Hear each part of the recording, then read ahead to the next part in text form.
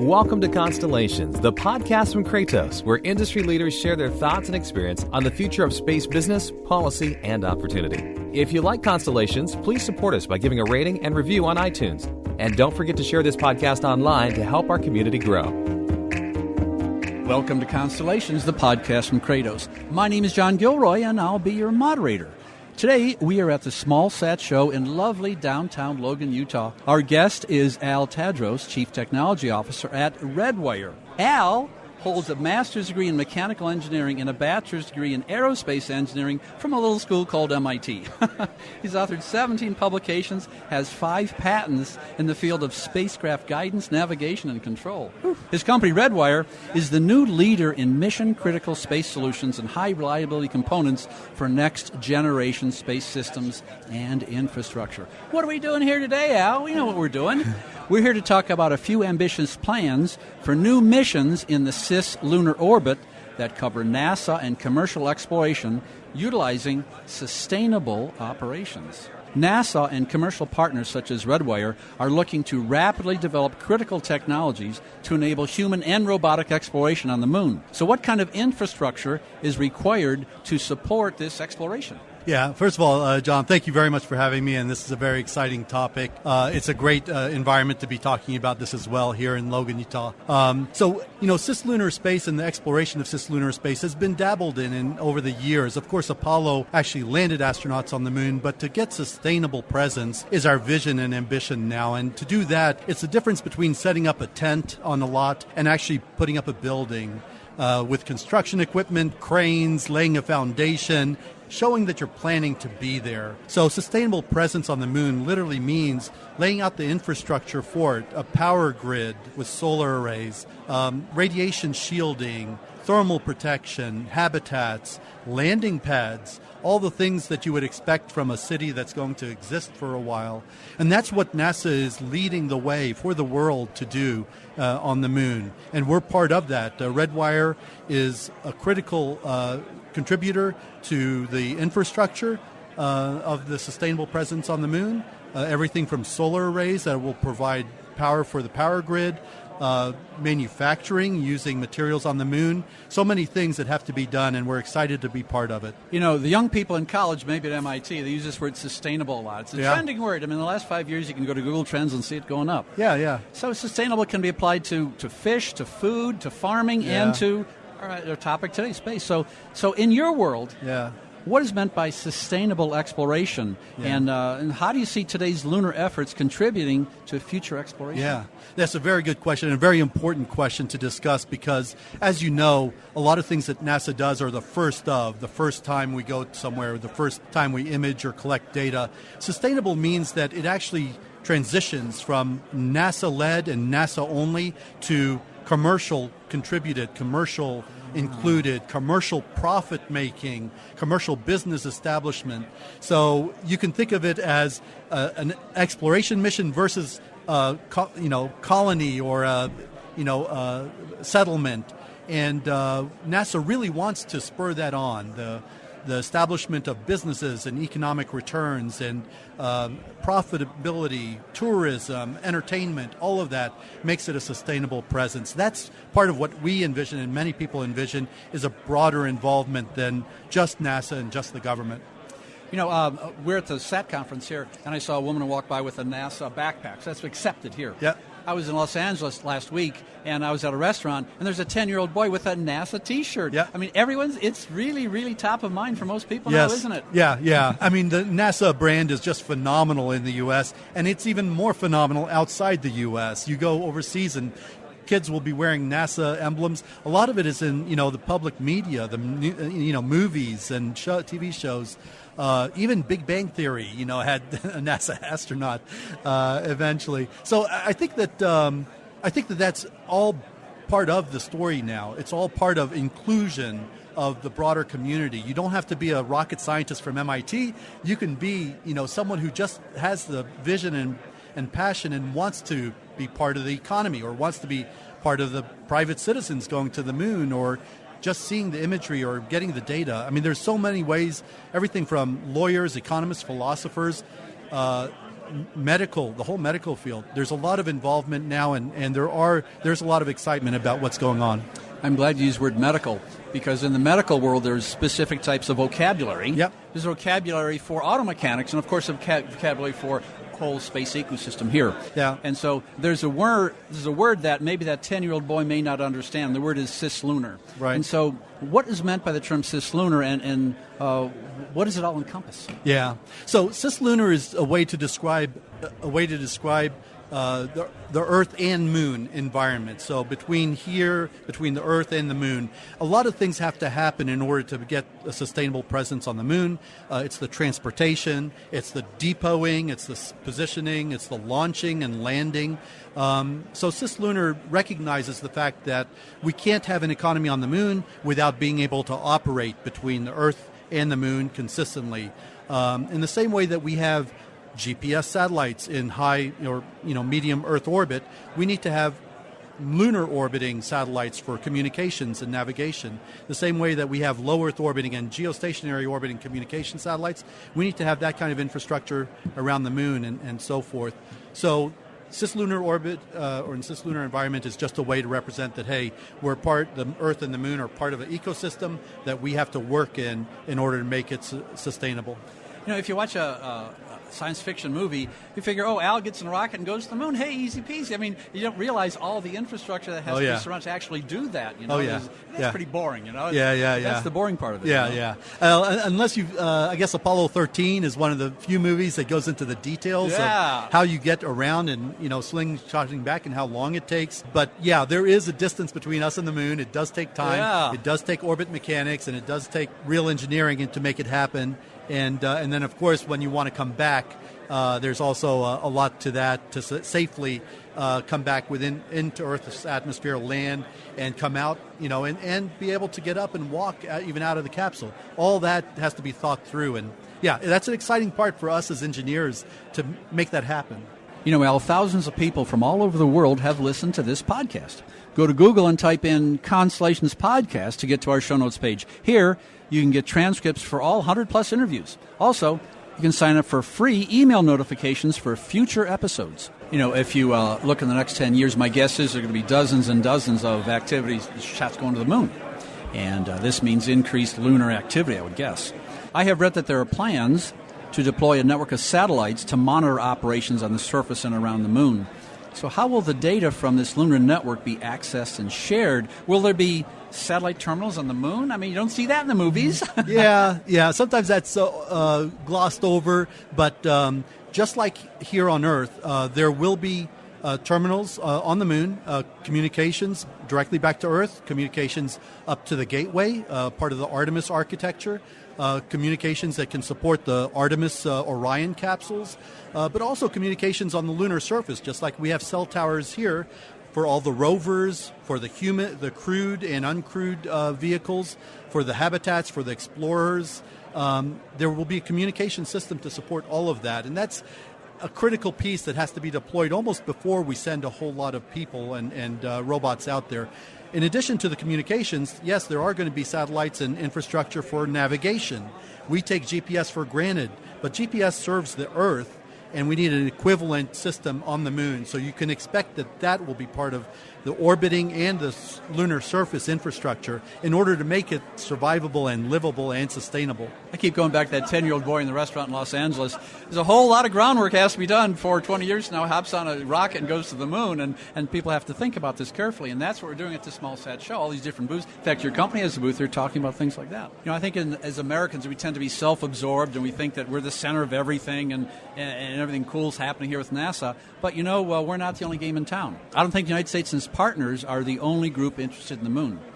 There's a concept that people toss about. It's called space domain awareness. So is space domain awareness critical for cislunar operations beyond simply knowing that something's out there? Yeah, that's a very important question and a topic that's being worked extensively. So it used to be that there were very limited launches, so there was very limited access to orbit, and only the largest countries, the superpowers, had access to space.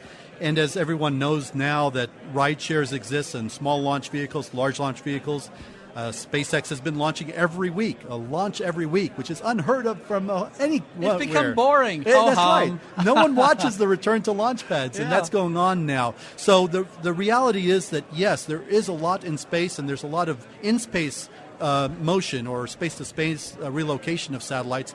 And so space domain awareness includes understanding not only what's in space, but really what their motivations, intentions, and capabilities are. You can think of it like air traffic management.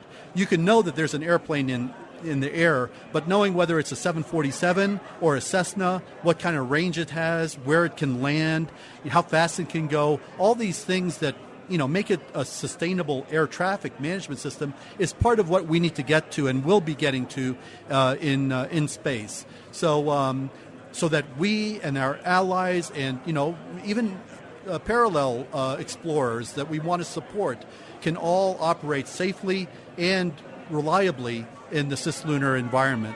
I'm going to circle back to NASA because it's so much fun. You know? So NASA has launched a program called DART. Yes.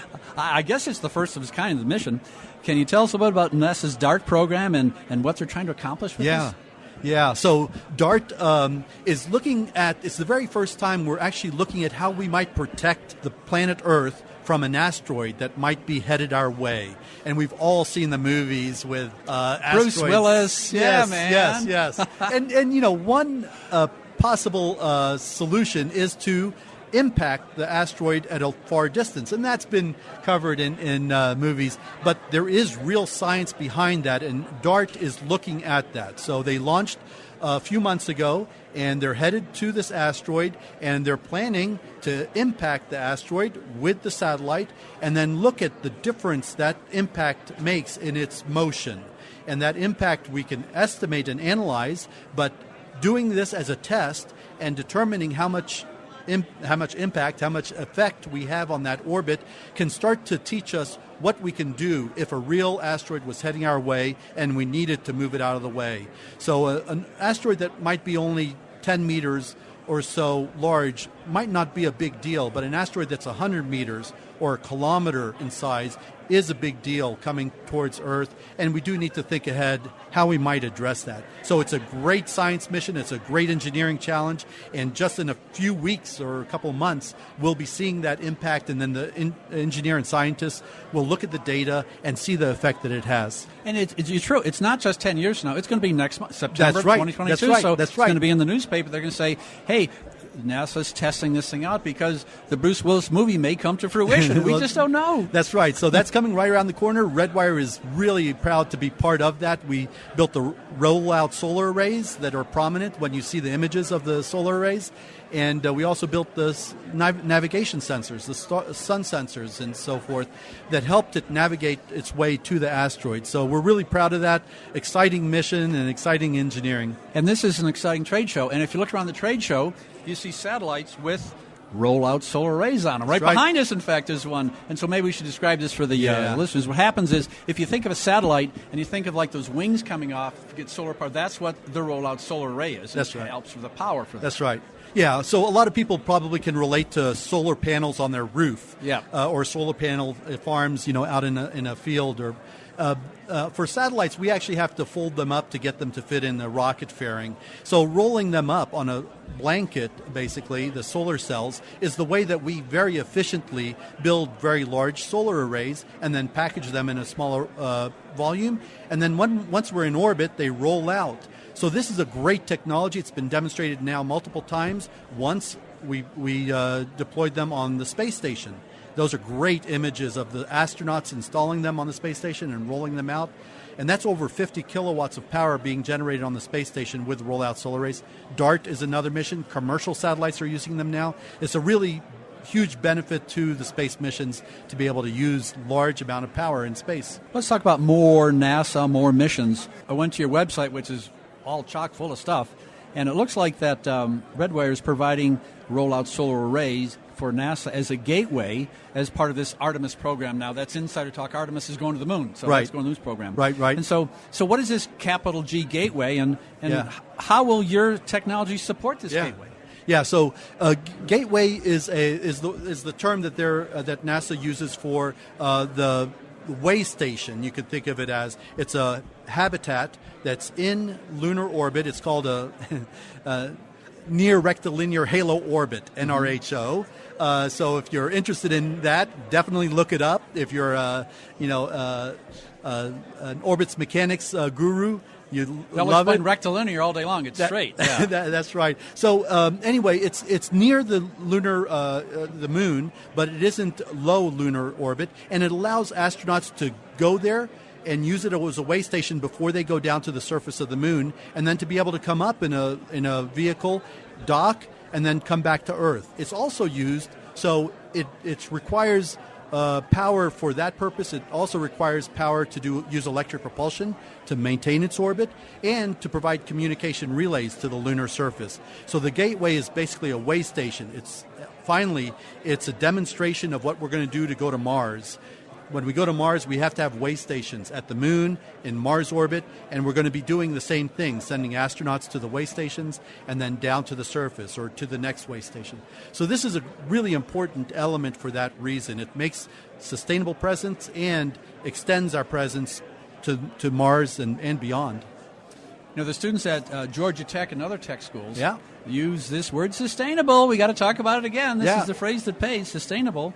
And from what I read, ROSA, the Rollout Solar Array, it enables the word sustainable. Okay, Yes. It's sustainable power to the spacecraft in space. And so, talk about the moon. So what sort of applications do you think ROSA will be powering or supporting on the moon? Yeah.